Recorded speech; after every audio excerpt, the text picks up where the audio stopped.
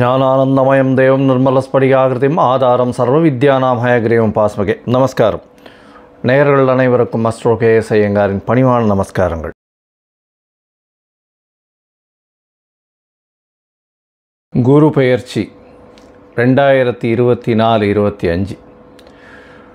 குரு பெயர்ச்சி அப்படின்னு சொல்லும்பொழுது குரு பகவான் ஒரு ராசியிலிருந்து அடுத்த ராசிக்கு செல்லக்கூடிய காலகட்டத்தை குரு பெயர்ச்சின்னு சொல்கிறோம். இப்போ மேஷ ராசி கிருத்திகா நட்சத்திரம் 1ஆம் பாதத்திலிருந்து கிருத்திகா நட்சத்திரம் 2ஆம் பாதத்துக்கு போகிறார். 1/5/2024 மாலை 5:30 மணிக்கு வந்து மேஷத்திலிருந்து ரிஷபத்திற்கு குரு பகவான் செல்கிறார். 11/5/2025 வரலும் குரு பகவான் ரிஷபத்தில் இருக்க போகிறார். இந்த ஒரு வருஷம் ரிஷபத்தில் இருக்கக்கூடிய காலகட்டத்தில், அதாவது சித்திரை மாதம், குரோதி வருஷம் சித்திரை மாதம் 18ஆம் தேதியிலிருந்து விஸ்வாசு வருஷம் சித்திரை மாதம் 28ஆம் தேதி வரலும், அதாவது சித்திரை மாதத்தில் வந்து 18ஆம் தேதி குரோதி வருஷத்தில், அதாவது 1/5/2024 11/5/2025 வரையிலும் குரு பகவான் ரிஷபராசியில் இருக்கக்கூடிய பலன்களை இப்போ பார்க்க போகிறோம். இது ஏன் மிக முக்கியமானது அப்படின்னா, மெதுவாக செல்லக்கூடிய கிரகங்கள் அப்படின்னு சொல்லக்கூடியது, வருட கிரகங்கள்னு சொல்லக்கூடியது வந்து குரு, சனி, ராகு, கேது, இந்த கிரகங்களினுடைய பெயர்ச்சிகளை பற்றி சொல்லுவோம். இவர்கள்லாம் வந்து வருடத்திற்கு ஒரு முறை, குரு பகவான் ஒரு வருஷத்துக்கு ஒரு தரம் ஒரு ராசியிலிருந்து அடுத்த ராசிக்கு போகிறார். ஒரு நட்சத்திர பாதத்தை கடக்கிறதுக்கு 40 நாள் ஆகும். ஒரு டிகிரியை கடக்கிறதுக்கு 12 நாள் ஆகும் அவருக்கு. சனி பகவான் 2.5 வருஷமாகும். ராகு கேது 1.5 வருஷம் ஒரு ராசியிலிருந்து அடுத்த ராசி போகும்பொழுது. இதனால தான் அவர்களோட பெரிய மாற்றத்தை ஏற்படுத்தக்கூடிய, தாக்கத்தை ஏற்படுத்தக்கூடிய வல்லமை அவர்களுக்கு உண்டு. குரு பகவானை பொறுத்தவரையிலும் குரு பகவான் தனகாரகன், புத்திரகாரகன் அப்படின்னு காரகத்துவம் அப்படின்றது கொடுத்துருக்கு. அதாவது அவர் தான் அத்தாரிட்டி அந்த 2 விஷயத்துக்குமே. குரு பகவானை பொறுத்தவரையில் குருவை பொன்னன்னு சொல்லுவார். குரு பார்க்க கோடி நன்மை, குரு இருந்த வீட்டை விட பார்த்த வீடு சுபிட்சம் அதிகமாகும் அப்படின்னு சொல்லக்கூடியது ஜோதிட சாஸ்திரம். அதாவது இருக்கிற வீட்டிலையும் நல்லதை செய்வார், அவர் பார்க்கிற வீட்டில் வந்து மேலும் நல்லதை செய்யக்கூடிய ஒரு விஷயம் உண்டு. இயற்கை சுபரில் முதல் சுபராக கருதக்கூடியவர் குரு பகவான். நம்மளுடைய இந்த பிளானட்டரி பொசிஷனில் வந்து ரிஃப்ளெக்ஷன் ஆஃப் சன்லைட்டை வந்து எடுத்து பார்த்தோமே, ஆனால் சூரியனிலிருந்து வாங்கக்கூடிய கதிர்களை 2 மடங்காக பிரதிபலிக்கக்கூடியவர் வந்து குரு பகவான் அப்படின்றத வந்து சயின்டிஸ்ட் ஆராய்ச்சி இப்போ சொல்லியிருக்காங்க.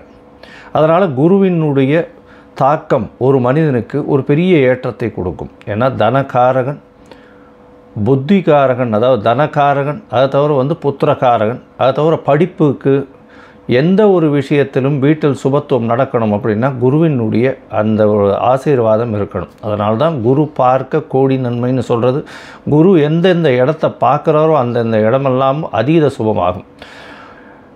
இந்த இயற்கை சுபரான குரு பகவான் ஒன்று நல்லது செய்வார், இல்லை நல்ல எதையுமே செய்யாமல் இருப்பார். கெடுதல் அப்படின்றது வந்து யாருக்குமே செய்ய மாட்டார். ஏன்னா அதிகமான சுபர் அப்படின்னு சொல்லக்கூடியவர் குரு பகவான். அவர் வந்து சாத்வீக குணத்தை உடையவர். அதனால் வந்து யாருக்கும் தீமை அப்படின்ற ஒரு விஷயத்தை செய்ய முடியாத அளவுக்கு இருக்கும். ஆனால் குரு பகவான் சரியில்லாத லக்னங்களாக இருந்தால் அவர்களுக்கு வந்து நல்லதை செய்யாமல், எதையும் செய்யாமல் இருப்பார். அதுதான் வந்து அவருடைய பிரச்சனையில் வரும்.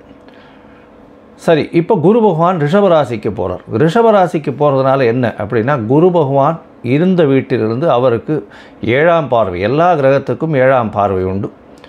சமசப்தம பார்வைன்னு சொல்லக்கூடியது 180 டிகிரி. அதன் மூலியமாக அவர் விருச்சிக ராசியை பார்ப்பார். அதனால் விருச்சிக ராசி அதீதமாக சுபப்படுறது. இதனால் வந்து பார்த்தாலேயானால் குரு பகவான் பார்க்கறதுனால அதீத சுபத்துவம் அடைகிறதுனால உடல் நலத்தில் நல்ல ஏற்றம், எல்லாமே பொருள் நலத்தில் நல்ல ஏற்றம், பேச்சுகளில் நல்ல வல்லமை எல்லாமே வரக்கூடிய பாக்கியம் உண்டு.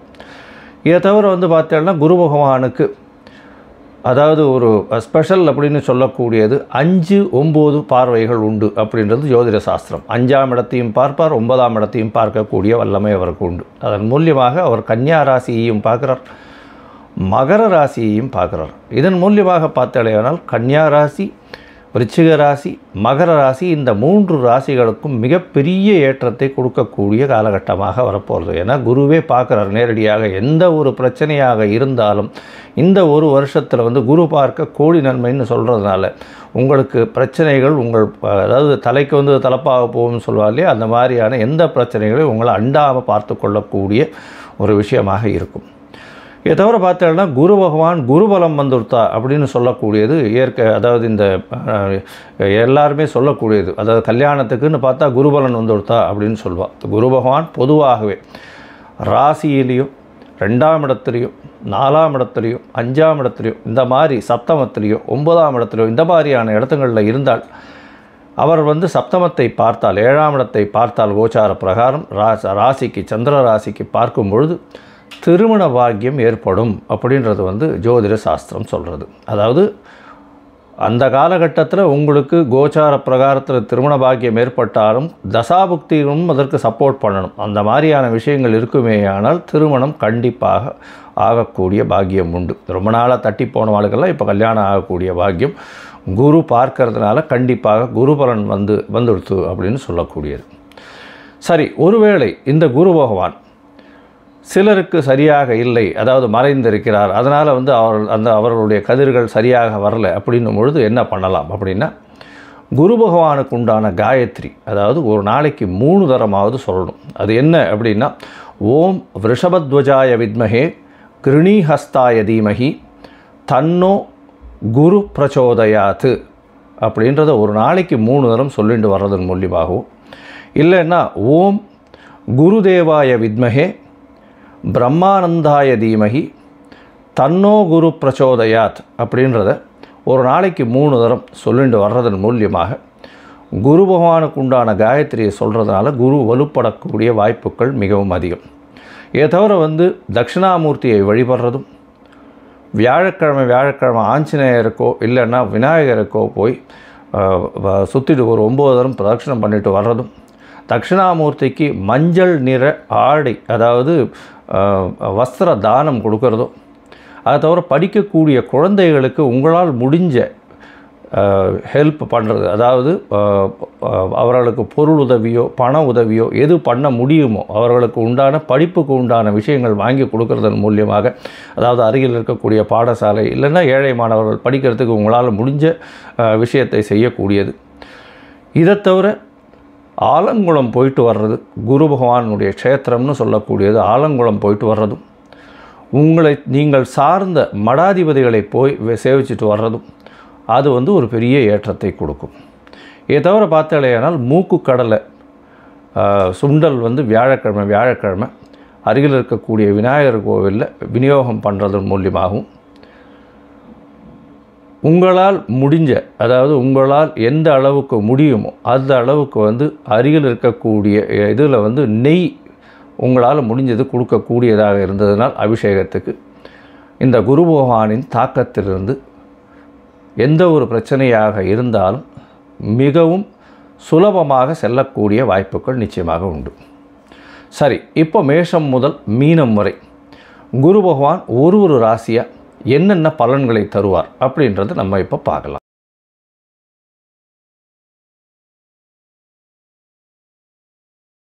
ரிஷபம், கிருத்திகை, ரோகிணி, மிருகசீரிஷம் இந்த 3 நட்சத்திரம் 9 பாதங்களை கொண்ட ராசியின் அதிபதி சுக்கிர பகவான் இந்த வருஷம் பார்த்தாலேயானால், அதாவது குரோதி வருஷம் 18ஆம் நாள் சித்திரை மாதத்தில் 1/5/2024 குருபெயர்ச்சியார். இந்த குருபெயர்ச்சி பலன்கள் பெரிய ஏற்றத்தை கொடுக்க போகிறது. குரு பகவான் உங்களுடைய ராசியிலேயே உட்கார்ற குரு வந்து இருக்கும் இடத்தை விட பார்க்கும் இடம் அதீத சுபத்துவம் பெறுறதுன்னு ஏற்கனவே சொல்லியிருக்கேன். உங்களுடைய ராசியிலேயே குரு பகவான் உட்கார்றதுனால உங்களுடைய மதிப்பு கூடும். எது எடுத்தாலும் வெற்றி நிச்சயம். உங்களுடைய வார்த்தையில் பொலிவுகள் அதிகமாக இருக்கும். உங்களுடைய உடல் நலத்தில் நல்ல ஏற்றம் இருக்கக்கூடிய காலகட்டமாக இந்த வருஷம் அமையிறது. அதாவது இந்த வருஷம்னா இந்த குரு பெயர்ச்சி அமையிறது.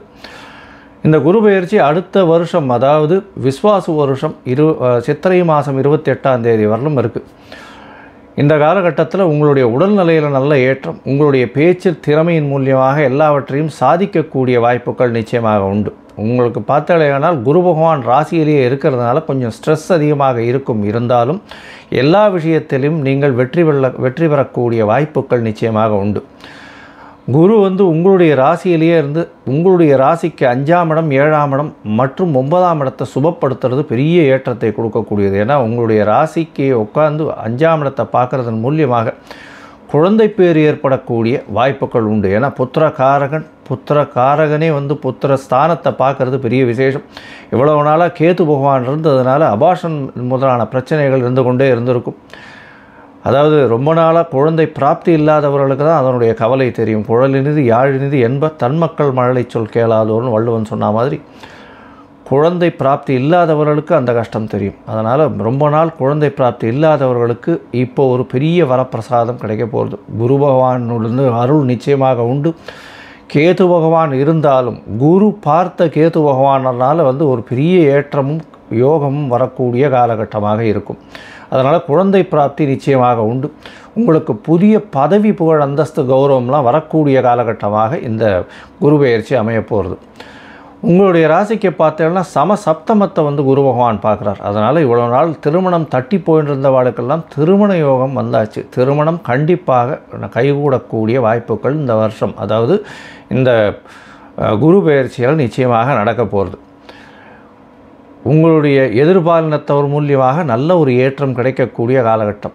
நண்பர்கள் மூலியமாக நல்ல ஒரு சந்தோஷமான விஷயங்கள் நடக்கக்கூடிய காலகட்டம். பார்ட்னர்ஷிப் பிஸ்னஸில் பெரிய ஏற்றம் கிடைக்கக்கூடிய காலகட்டமாக இந்த வருஷம், அதாவது குரு பெயர்ச்சியில் இருக்கக்கூடிய காலகட்டமாக இருக்குது.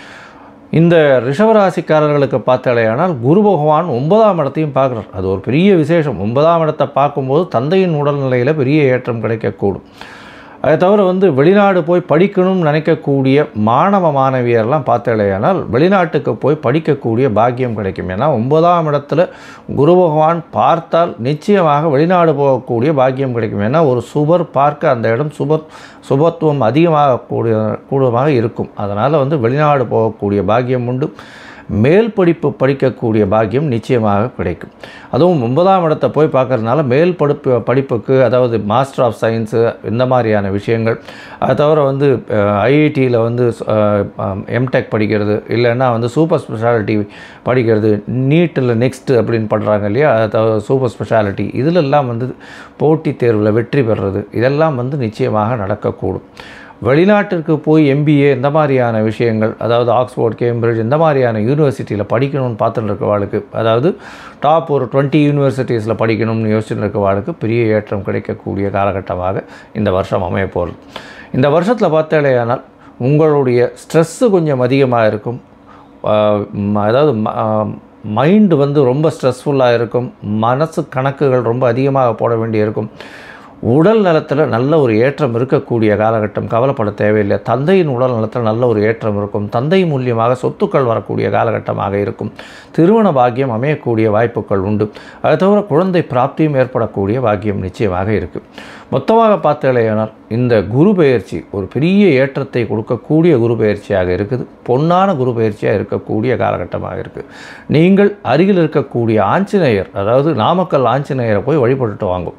ஒரு வியாழக்கிழமையாவது அங்கே போயிட்டு அவருக்கு ஒரு உங்களால் முடிஞ்சது, அதாவது ஒரு வெண்ணக்காப்பு சாத்திட்டு வாங்கும்.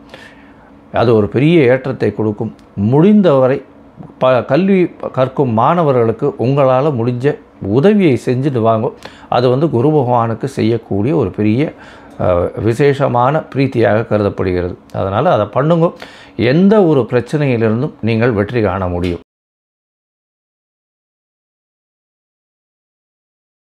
லோகா சமஸ்தா சுகினோ பவந்து. நன்றி, நமஸ்காரம். Astro KS Iyengar YouTube channel பார்த்தமைக்கு நன்றிகள். மேலும் இது போன்ற ஆன்மீக ஜோதிஷ தகவல்கள் உங்களை வந்து அடைய astro KS Iyengar YouTube channel subscribe செய்யவும், பெல் ஐக்கானை மறக்காமல் அழுத்தவும். நன்றி, வணக்கம்.